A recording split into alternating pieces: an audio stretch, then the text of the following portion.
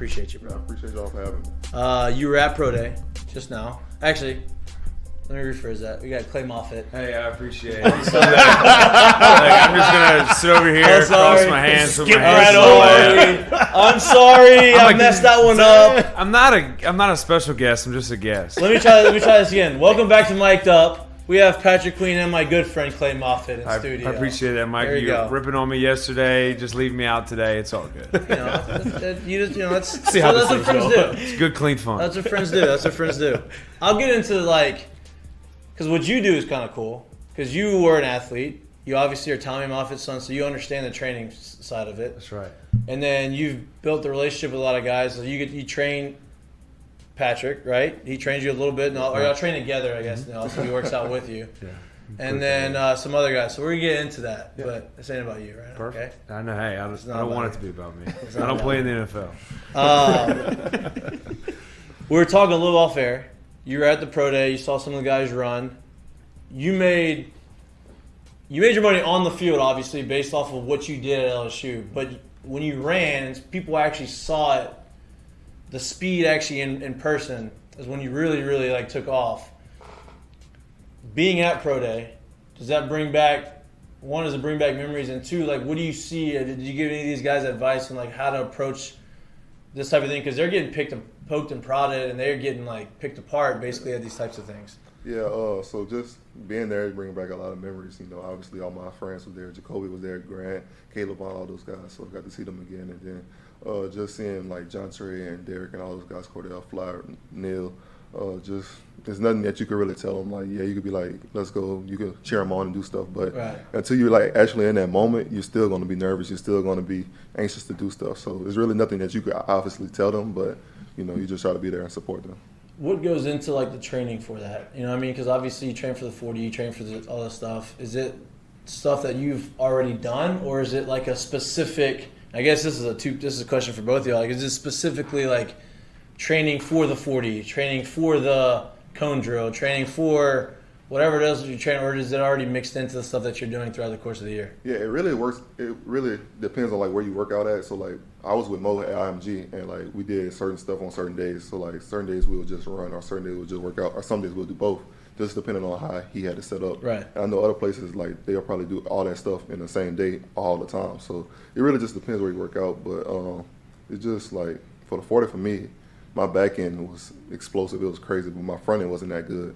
And the whole time I've been training, the front end was good. And that what they say, that's the start of the 40. Is that supposed to that's where you make your money, right? Yep. That's where you make your time. Yeah, so that's where mine messed up, and I still ran a good time. So the coaches, all the scouts were telling me you're good, telling my agent you're good. Obviously I pulled my hamstring running it and stuff. So I was just sitting there upset, but the training is just insane. It's literally college. You're training and you're going to practice. You're not heavily training, but you're going to practice after that, and then your day is done. When you're in the combine training, it's all day. You wake up 7 o'clock, it's your job, and you're training all the way until 7 o'clock. So it's crazy. Damn. So then the draft happens, right? You said you're good, right? Your agent, scouts, everyone's telling you you're good, right? You're in a good 40. Then the draft happens, and you say you're gonna be in the first round, and picks are starting to happen, and you see the Saints. I'm assuming you're from New Rose and Livonia, right? I'm assuming you grew up as a Saints fan. I'm hoping. No, I didn't. No, I was a Miami fan. Shockingly, I was a Miami fan. All right. But playing for New Orleans, I would have seemed being in Louisiana, staying in Louisiana. Did you think that they were going to? Because everybody thought that they were going to pick a linebacker. Yeah, I obviously just looking at all the mocks, and it's you could fall there. So when the pick came up, I'm sitting there, my dad is yes, he's going to be a Saint. And I'm sitting there I don't want to be a Saint. No, I won't be there. I did not want to go to New Orleans. Don't wish that on me. It's just, I guess it's just what it's always been. They don't grab LSU players. So I was in the moment, I'm I don't want to go there. Do you know, is there is that a known thing for guys coming out that at LSU, hey, the Saints don't draft LSU guys? It's just known. Is there a reason? Is there I guess it's just us being there, from there, playing there for so many years. They don't want to take a risk of them always, just staying where they were. Distraction. So. I mean, the couple guys that they have gotten from Louisiana, not necessarily that they draft, but have worked Quan has been great for them. Yes. You know what I mean? It's come back though. I mean, I get it. It's kind of crazy to see how much. like what they're willing to pass on in those situations, just to seemingly to be like, nah, it's too familiar. Yeah. The longest standing LSU Saints player I can think of is Will Clapp. Yeah. Will Clapp. Yeah. Look, you got his jersey in here somewhere. That's the only one I can think of, really. I mean, he's been there since he got. He got drafted by them. I think they drafted him, right? Yeah. Right. And the way we just had Nick Underhill in, and he was talking about the way that Quan Alexander gets treated in New Orleans, and it's because he played for LSU. It just seems like that's an easy connection to make, and it would benefit the fan base, but they don't want to touch it. But Ohio State, that any player that's even sniffed silver and red, it's like, I'll take him automatically. It's just unbelievable when LSU has been a better program for the amount of time that they've, when you were in school, we were all kind of looking at the draft board like, oh my God, Patrick Queen's going to be insane. And it's crazy. And it's funny that you were just like, And it's crazy because you would think they would take him every single time they had a chance to take an LSU player that's been dominating the league, they never took him. Just think about it, that team would really be an LSU team in New Orleans. I think you're right. I think you got to a great spot. The defense that you got drafted. I mean, that's awesome. The Ravens are known obviously for having badass defense and badass defenders and badass linebackers. So, obviously Ray Lewis is the greatest of all time, right? One of the greatest linebackers that ever played the game. Did you have, when you got drafted by the Ravens, what went through your mind, 1 and 2? Did Ray Lewis reach out to you and talk to you and kind of give you some advice going into it? Because what you had? Suggs, Ray Lewis, was it Mosley? No, C.J. Mosley. C.J. Mosley. All these guys that are all pro guys, linebackers are there, and then you go there and you just fall right in line to the next lineage of all pros. Did they reach out to you, give you advice what to expect, what the culture of the Ravens is? So when I got there, it's crazy. Well, not got there, but when I got drafted, Ed Reed had reached out, and Ed Reed from Louisiana, and so he reached out to me, was like, "Hey, just get in touch with you if you need anything, just let me know." And so now I'm like, this is crazy. Now it's on. So he reached out to me, and Ray, eventually I got in contact with Ray a little bit into the season, and he just went through his whole recovery phase and how he watches film and all that stuff. So learned a lot of stuff from him. Is he still in Miami? Is he at Miami now? I think he does live in Miami. Is he coaching at the University of Miami? Right? I don't know. I think he was trying. I think he was maybe on the staff or helping or doing something. But the fact that you have those guys in that, it's NFL is kind of hard to when you're in college, you have the traditions and the history of LSU, and you know what's come before. In the NFL, there's not a lot of teams that really have that. Right. But the Ravens are one of them. You look at Baltimore and you're like, they are going to whoop your ass every single game, and they are going to pound your head in every single game, and that's just what they do. Yep. And they have guys that it's just kind of, they feel like they've built that type of culture and tradition, and they've stuck with it. The Steelers are kind of in that same Tampa Bay. Yeah, in that same type of mold. Was there an adjustment for you when you got to the NFL as far as gameplay? What was the biggest adjustment? So the speed of the game is really the same. Maybe just a little bit slower than college because it's more veteran players, older players. Right. But the speed of how the quarterback throws is 10 times faster. If you're not on that wide receiver, if this is the wide receiver and I'm right here, if my hand is not on his chest, elbow length away, he's throwing it and it's getting in there. So it's just crazy. But how they process things is faster? The process of the game is extremely faster. And that's what I want to get into. So I don't think people understand how hard film study or what goes into film study, right? It's just so much. It'll be basically you start off. I like to start off with the 3x1, 2x2, with the formation or whatever, and go to the lineman. Then I go to the running back. And the last thing I watch is the quarterback. What does he do? It's just so much stuff that goes into it. I can sit here and talk about it literally all day because that's how much it goes into. So when people talk about NFL players and they're watching film, they might be 2 hours of film, 3 hours of film. No, literally we watch film probably 7, 8 hours a day. So did you have to learn how to watch it, or did you know coming out of college how to watch film? So with Aranda, I learned a lot from Aranda how to watch film, what to look for and stuff. But once you get to the league, it's another level. There's so many ways that you can watch it, and just being around people and learning from different people how they watch film, and it's just something that you pick up, and you pick up the way that you learn the best, and then that's what you run with. So that's what I was saying. I had to see the size of the formation, the width of the formation, or whatever, and going by 3x1, 2x2, what they like to do in those formations, what the lineman stance is for certain stuff, what the quarterback signals are, how the quarterback stand when he get the ball based on when he hand the ball off or throwing the ball. It's crazy. Quarterbacks will really change their stance from when they throw the ball or about to hand the ball off. So there's a lot of stuff you can look for. It's just funny because it's like you sit here and you see how physically gifted you have to be to get from level to level to level, and then you realize once you get there, it's bro, you can be all that, bro. Yeah. If you don't know or have a very good idea what's going on or it's gonna be tough for you. If you can't process what goes on the field, there's no. It And this is after the 4-1-40. and this is after they've already given you a play to run that you already have to know. That's and now I gotta know that's a paragraph. Yeah. On, like it's like what.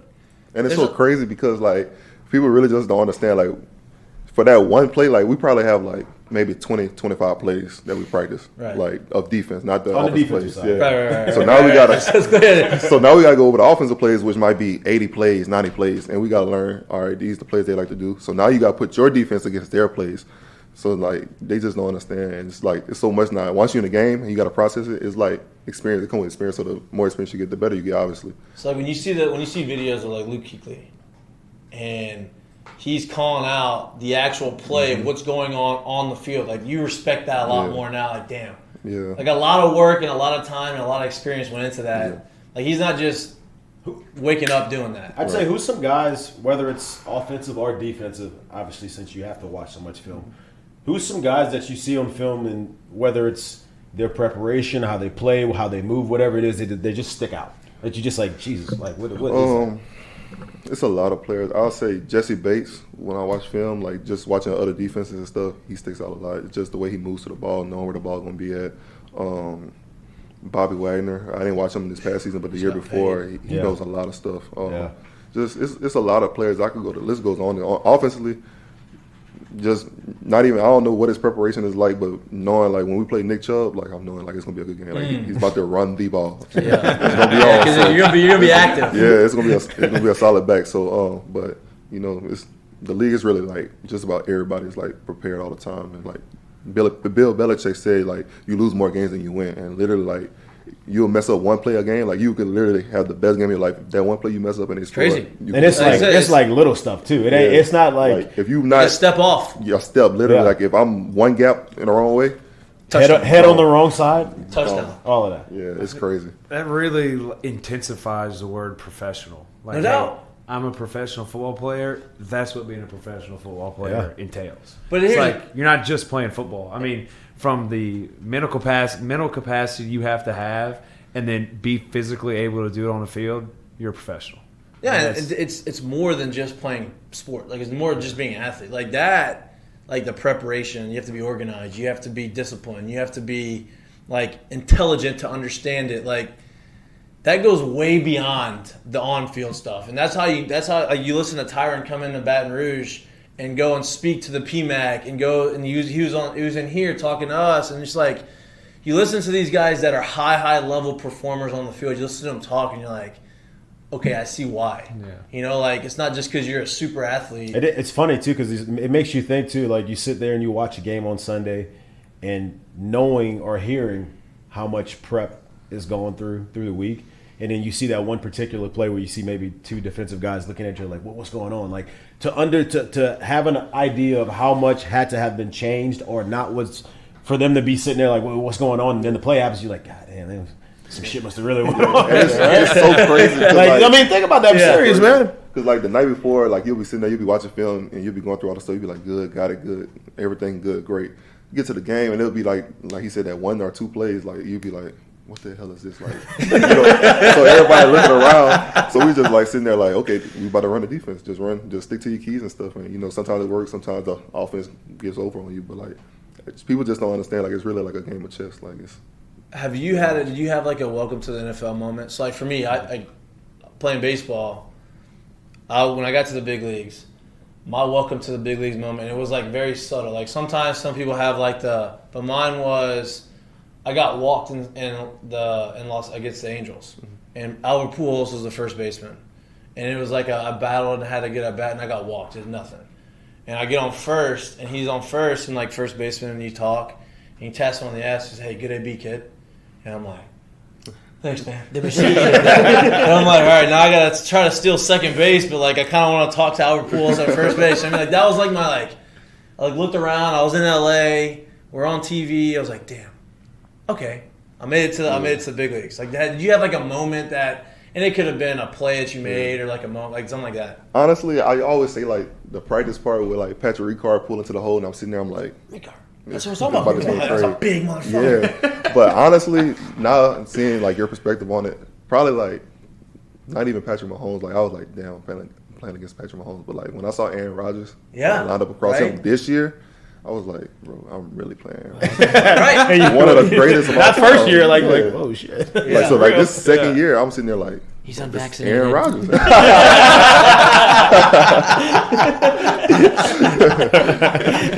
Yeah, but Did I do it? Maybe I did it. There you go. Lois in here. That one landed, bro. You landed that one. Good for you. Thank you. Let me give you a round of applause. All right, I'm out of here. Did you get to talk to him after that? Like, did you like?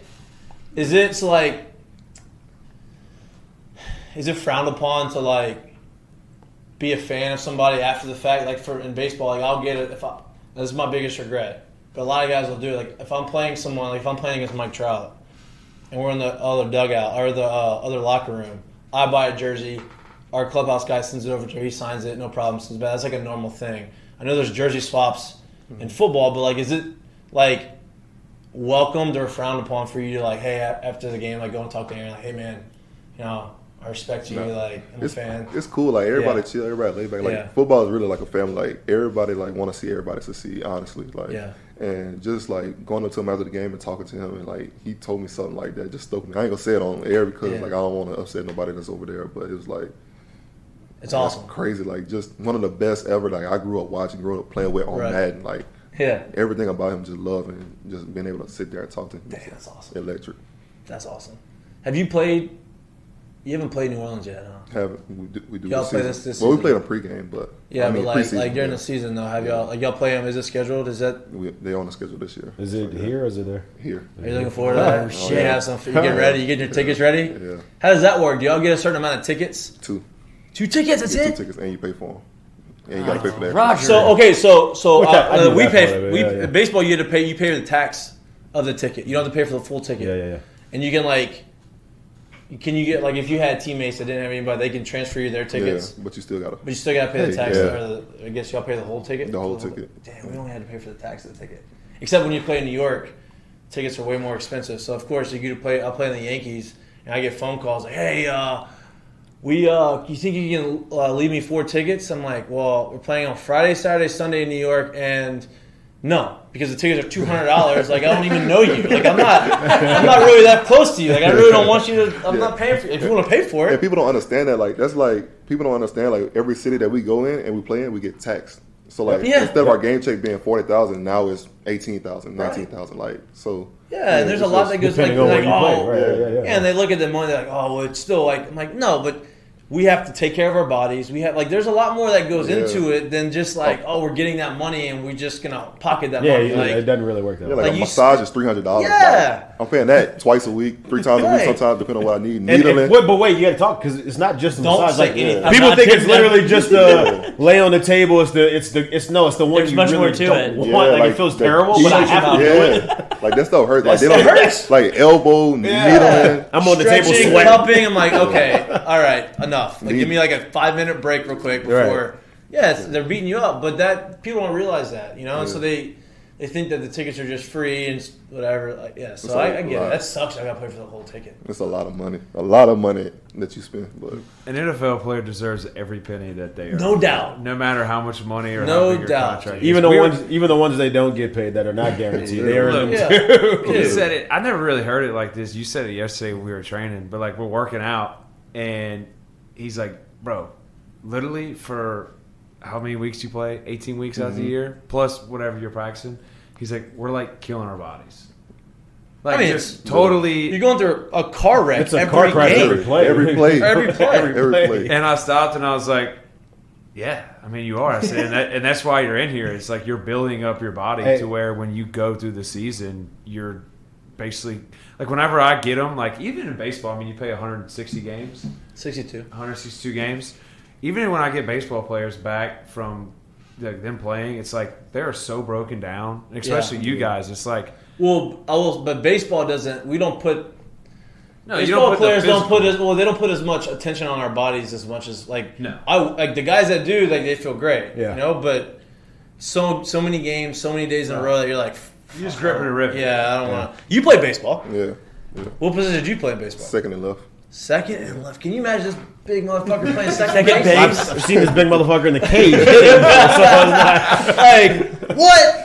And the then crazy at part, I was small in high school though. I was like 5'10", like 180, 190. That's not small yeah, so I in was- the baseball that's- field. I played second base, dude. No, 5'10", did you like 190, I was baseball? I tiny. love baseball. Like honestly, if I could do it all again, I'd rather baseball. Hey, Chad Jones sat. You know Chad Jones. Mm-hmm. Chad Jones sat in that seat and literally said if he could go back and do it all over again, he would have focused just on baseball and not football. I'm like, damn.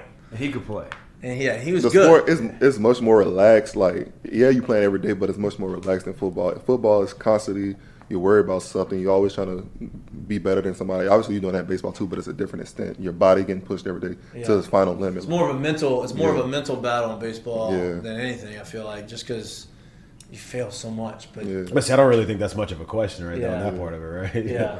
But The hardest sport. That is the hardest sport. Like as far as like just trying to be consistent. Baseball it's is hard by- because I by mean far.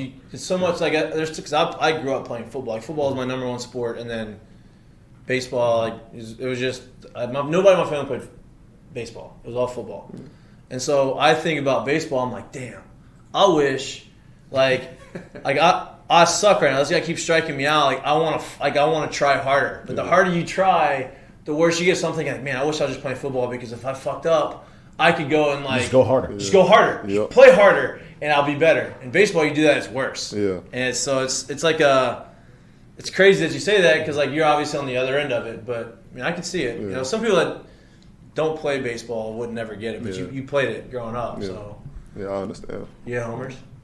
Not a big home run hit. I probably hit like 5 in high school. Yeah. But I just slapped. Gap. run. And ran. That's it. As this always this been there. when I played against growing up playing against him, and this guy was like 5'2" in 8th grade, and he would slap and run, and then the next year. Everybody's talking about Jared Mitchell. I'm like, Jared Mitchell, the same guy that I grew up playing against? He's 6 feet now, like gliding in the outfield. And he's supposed to be a first rounder. I'm like, what the fuck happened? What just happened? I'm sure people looked at you like, damn, this guy was 5'10", second baseman. Now he's playing outside linebacker For the Baltimore Ravens. Like, what happened to that guy? Jesus. No, it's definitely a crazy process for sure though. Yeah. How did this get hooked up? Like, how did you become his go-to guy here in Baton Rouge to like train? Started fishing. Fishing. Like all great Bass things. Stone. Yeah, so what else you No, want me no, to do? no. Who's a better fisherman, you or him? You got asked that the other day. He actually. I'm pretty good. He's I good. learned quick. Like quick. he's good. Yeah. When we first started fishing, he hadn't bass fishing in a while because he was just always playing ball. So we Right. first started fishing, and we were getting back into it. And I'd been fishing a lot because I'd been out of playing ball. So now it's like, we bounce some stuff off each other when we're in the boat, and So he's good. bass is what that's the fish of choice. Yeah. But You I was like going offshore? You go offshore fishing or no? I'm trying to get him to He go. like to go. I'm not with that. I'm I'm trying to What? get him to go. Hey, the water's That's too much scary, water. That's too much water. Hey, Like That's it's too much water. Yeah, good. Nah. Bass, I just go in the lake. I know what's in the lake. Then I'm gonna be scared. I can go see to the ocean. Nothing's in. We don't know the ocean. We don't. Yeah, this shit's scary. Like, and you're out there too. When do I get invited? Way to out. But offshore? like most people drown in like 6 inches of water anyway. What? Something like that. Yeah. I don't really think inches? that's the. I don't Most really think people that's drown the in, like- mental barrier. Though. I'm serious. More people drown in like 6 inches to a foot of water than they do in 5,000 feet of water. Yeah, because most people ain't going 5. I don't think it's numbers the ain't the drowning. same. It's not the drowning that scares me. It's being stuck out there that Yeah, that's scares why. me. That's what I was about to say. I'm like, I don't like that at you're all. going way on the ocean. That's why I don't like. You got to keep the engine running. If they cut off, Yeah. Yeah. You're stuck. No, we keep them running. just- We keep them running all the trip. But just think about you go out there, you just accidentally. look, Try to make everything start. look, trust me. I mean, that's kind of what makes it fun, though. Like that it's like, hey, dude, I'm 100 miles offshore right now in the middle of the Gulf of Mexico catching yellowfin tuna. No water. It's like, well, that's why people go climb Mount Everest. Like, I mean, I don't want to be on top of that mountain, but some people. Are you a skydiver? Would That's you why- skydive? No, I've never been skydiving. But it's the same thing, same concept. I'd rather just go catch fish. But like the whole time we're out there, they got helicopters and boats and like because they got all big oil platforms and stuff. So you're not just alone by yourself. There's What are you? and you got other people on the boat. But we were fishing, we were bass fishing, and I was training some guys in the morning, and I was training like Torrey Carter and a few guys, and he came in town, and I think you were like driving somewhere to go train far because he lives in Ventress, so it's still hard to get to. How far is that from here?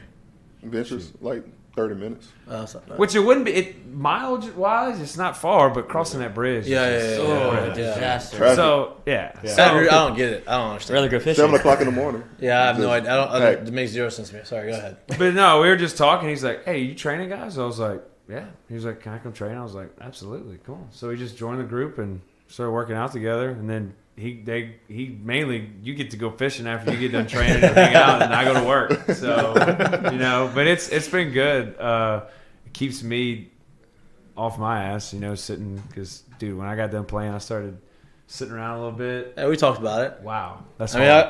I could be done playing. So if I'm done playing now, then I'm gonna be joining the 7 a.m. workouts with y'all just So- to keep myself in shape. I go in and like it's funny. Like I'll take videos of them and like we're training and we got the workouts and everybody I can't stop training because they mutiny against me. They be like, no, you got to keep training us because it's perfect. They're all the guys that train are living here and they enjoy the workouts and obviously it works. Yeah. So it goes good and we enjoy it. But I think you have a little experience in training. I got a little experience, but like I'll be videoing them, and I just send clips to my dad. I'm like, "How's this look?" He's like, "Unbelievable." So I sent him one the other day, and it was of Patrick, and we were doing some bandage resistance starts and sprints and stuff, and I said, "How's that look?" He goes, "Patrick is a freak." Crazy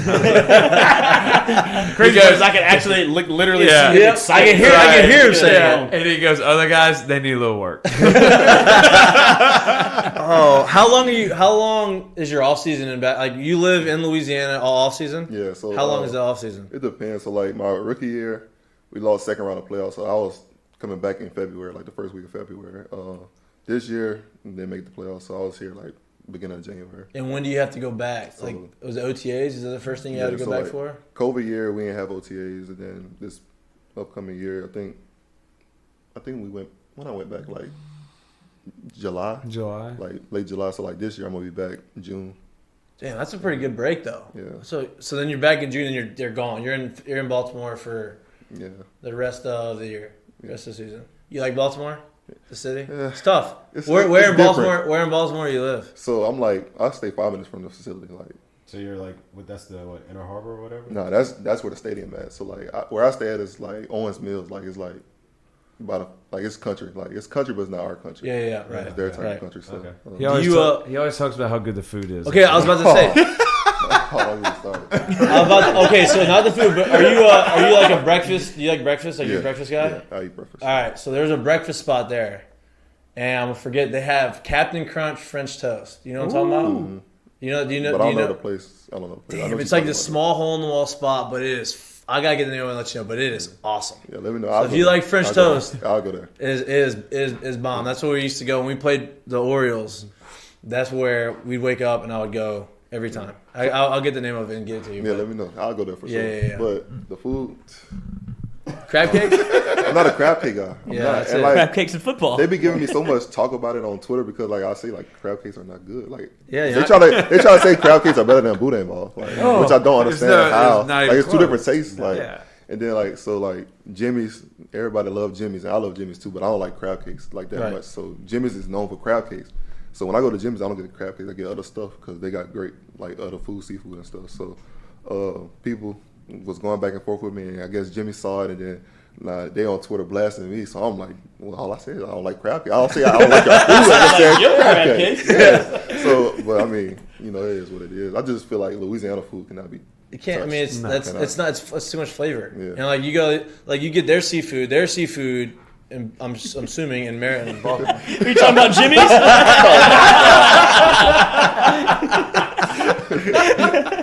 No, that's not Jimmy's. But that was for the rookie of the year, wasn't it? that was a rookie of the year thing. But like the seafood there is not flavored. Like it's not. They got Old Bay, so they use Old Bay. But they put Old Bay. They don't like. You think you'll get Old Bay and you'll throw it in and cook it with it? They just cook their food, then they throw Old Bay on top. Like, no, you gotta season. You gotta let it. Then you cook it. So seep in there. That's how you get the flavors. Like people don't understand. Like their Old Bay is not even like Tony's. Like Tony's got a kick to it. Like Old Bay is hit or miss, but salty. Yeah, really salty. It's like, Yeah. but I mean, I just can't describe it. Like I'm with you. I get it. Look, bad. Like nobody understands it until you come here and you get the food here. And like all the Barstool people that were here for the Final Four, they're raving about the food, the flavor. Yeah, because that's what it is. Like it's not just food. Like saying, you're not gonna get. It's not the crawfish. It's like how the crawfish is made and like the people that do it and like it's the experience of it. Yeah. You know what I mean? That's where, like I say, like Southern people are so much like nicer and like just welcoming and like up north you go like you meet some nice people, but like they're not outgoing like people from down south. They're not as welcoming. Yeah, no doubt.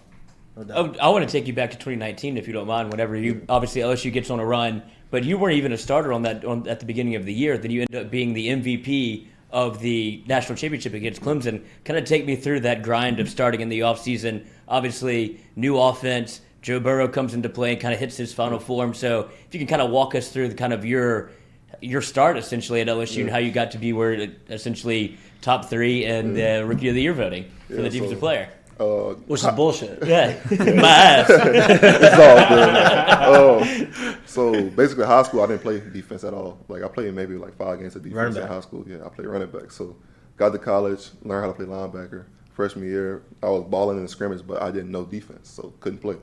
Sophomore year, learned the defense, started playing a little bit more, but I felt like I could be on the field more. So they opened up a few packages for me, got on the field here and there, and then ended up starting Bama game, led the team in tackles, didn't even play the second half. Played UCF game, played the first half, led the team in tackles, didn't even play the second half. So What was that? It was just like people started before me, and then just me filling in for them when they had to miss the first half of the game. And you had some guys. Yeah, Devin, Jacob, Tyler. Like people don't understand Tyler Taylor was probably the smartest linebacker in the room. Really? And that's why he played as a freshman. He was smart. Wow. Really smart. Yeah, people don't realize that. I didn't realize that. Yeah. Playing behind so you hear about all these guys transferring out the portal, and you can get in there, and it's easy just to say, I'm not playing, I'm gone, right? But you stuck it out. You knew it, right? I guess listening to the way you talk about it now is like you knew freshman year you're an athlete, you didn't really know defense, so you had to work. You can learn a little bit more about defense, you got on the field a little bit more, you produced. The next year, same thing, a little bit more. Then your senior year, you blew up. With the portal, all these guys start to leave, and they start to go to these different places they're not playing now. But like you're a product of, hey, I'm gonna put my time in, I'm gonna grind my way out, I'm gonna be behind some All-Americans and guys that are going there. So I'm gonna take advantage of that. Yeah. And then when it's my time, I'm gonna take advantage of that, and I'm gonna be in the NFL and be a first rounder. There's a lot of credit to that. Like, and to say that, like sophomore year, like Devin's there, and we all know Devin White, incredible player. So I'm sitting behind him, playing behind him. So he leaves, so I'm like, okay, I'm that guy now. Like it's my turn. So we're going through spring. Spring's good. So about 2 weeks left in spring, Coach O comes up to me. He's like, hey, you're gonna battle for the Rover spot. So I'm like, what you mean? Battle. So he's like, yeah. I'm like, all right, see how this going on. So we go through spring, we finish spring. Coach was like, yeah. So Mike DeVinny is going to start Mike, and Jacob's going to start Rover. So I'm like, I'll just get bumped out like that. So now I'm hot. So I really did want to transfer. Right. So when I wanted to transfer, the first person I hit was Travis Etienne that went to Clemson. So I'm like, hey, man, what you doing? I want to come up there. So just talking with my parents and everything, just might as well stick it out. You've already built up the confidence that you needed over there. Just don't let somebody tear it down. So going into junior year, they're starting as a battle camp, and I lose it. Coach Aranda lets me know the day before the game, and like I ain't never cried in front of nobody else but my family. I'm with you there. I get it. So he was like, "It's gonna be all right. I got you." Like Aranda was always in my corner. Like Aranda always wanted me to be the player, be the starter. Yeah. And so first game didn't play, but like maybe 5 plays. Second game played Texas. For some reason I kept getting in the game and was balling in the Texas game.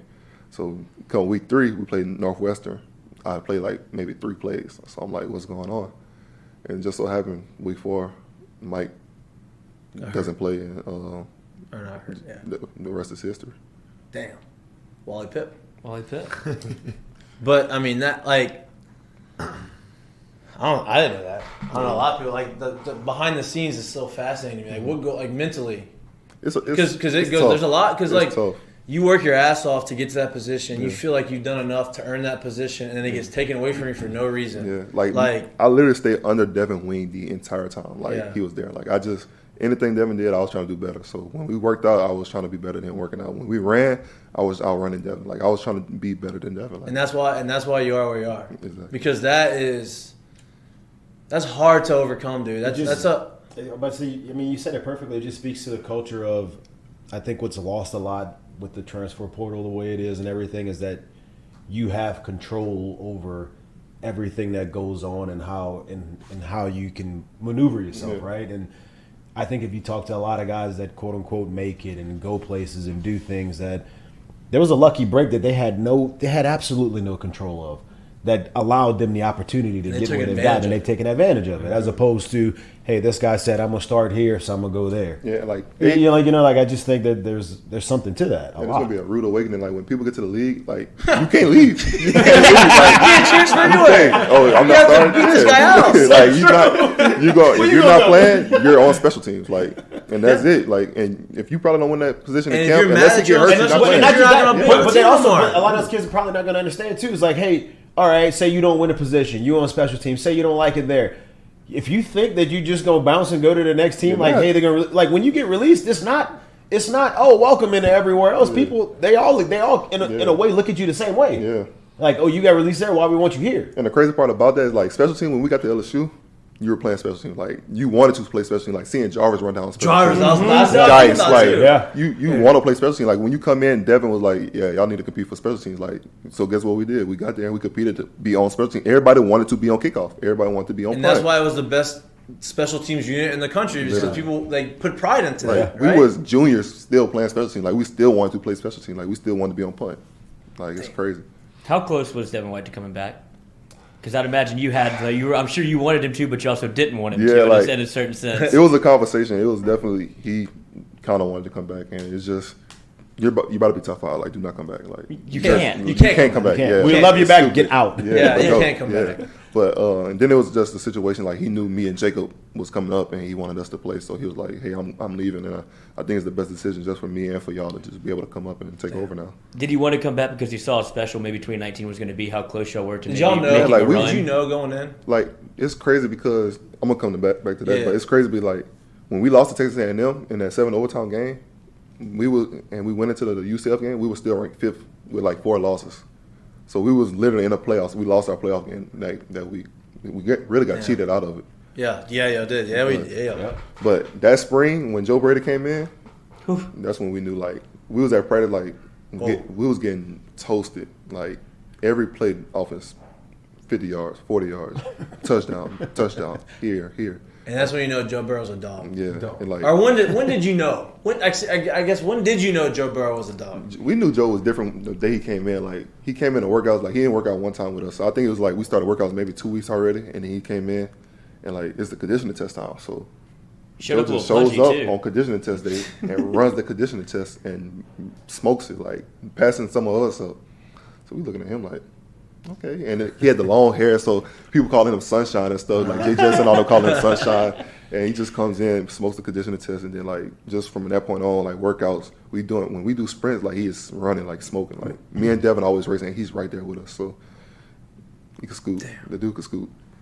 But did you know? Y'all knew going in He was a dog. that he was a dog, and then y'all knew in 19 like, hey, Like y'all don't understand how bad they was torturing us. Like we was fighting every day. Like when we get a stop, we were talking so much trash that it was a battle. Like everybody just wanted to fight. Well, yeah, there's rumors that there was a fight whenever Joe Burrow got into it with who was it? Was it Divinity Devin? or was it Me. Devin White? Or Devin you? White. Me, Devin, and Jacoby all got into boy, it. he tried to fight with all. That's not fighting. He's probably not gonna win, but I respect that. But like the crazy part is, so like I forgot how his and Devin started.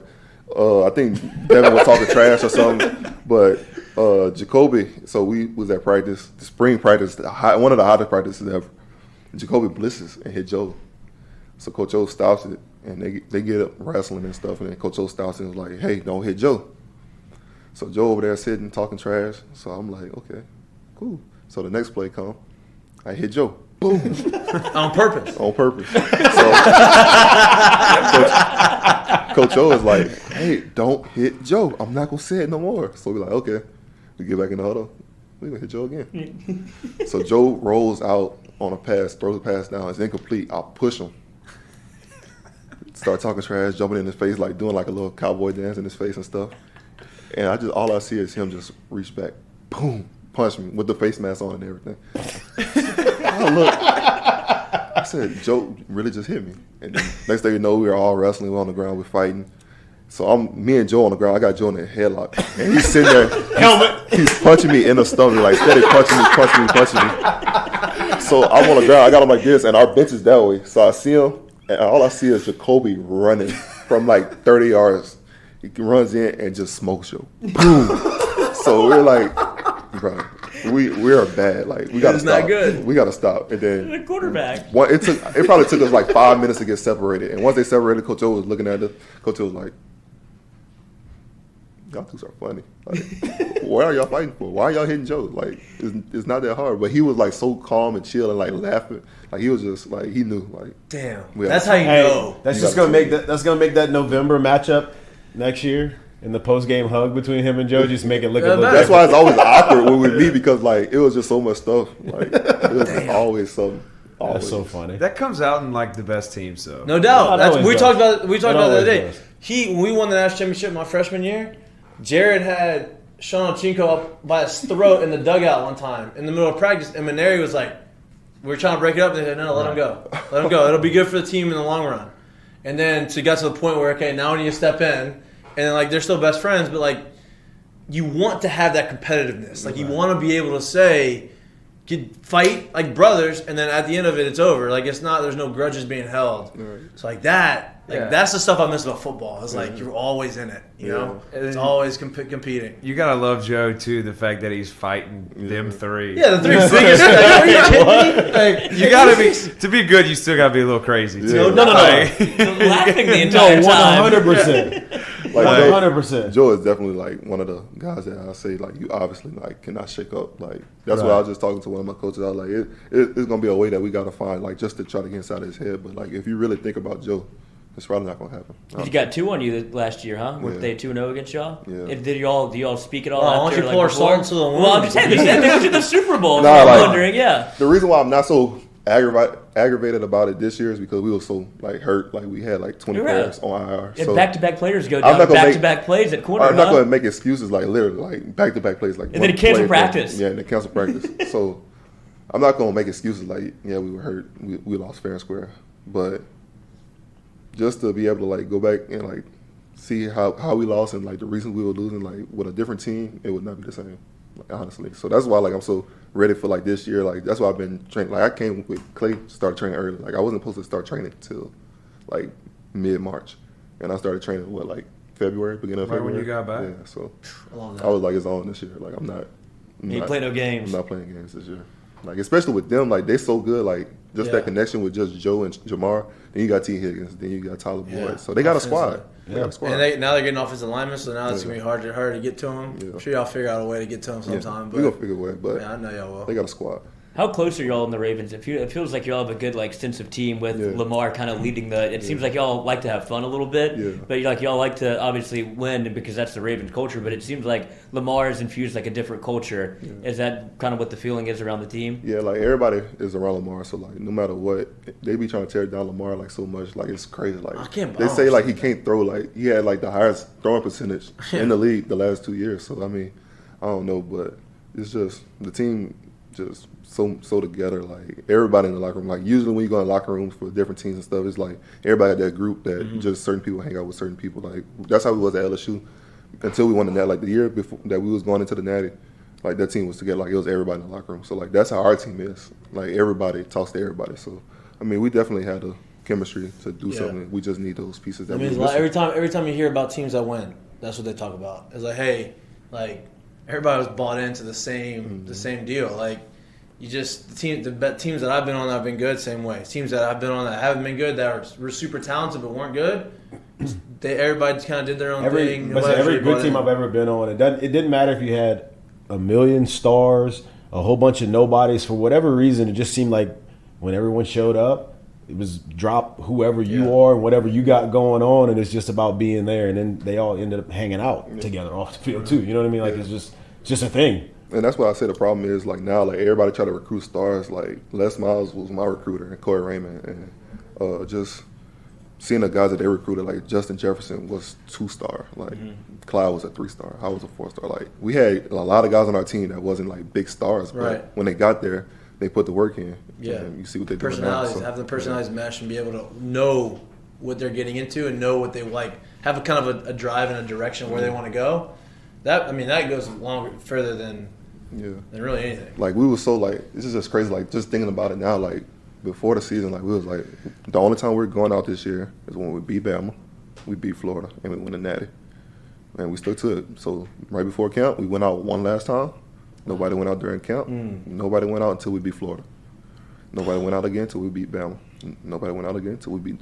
And how fun was it when y'all went out after y'all won the Natty? The crazy part is, for the Natty, I did not even go out. What? You're tired. You're probably exhausted. Bro, after games, I'd be a little sick. Like I don't know how to describe. Like I just be nauseous or whatever. So usually I don't go out, but that night I just didn't go out. Yeah, I regret it. I went out for you. I went out for you. Me too.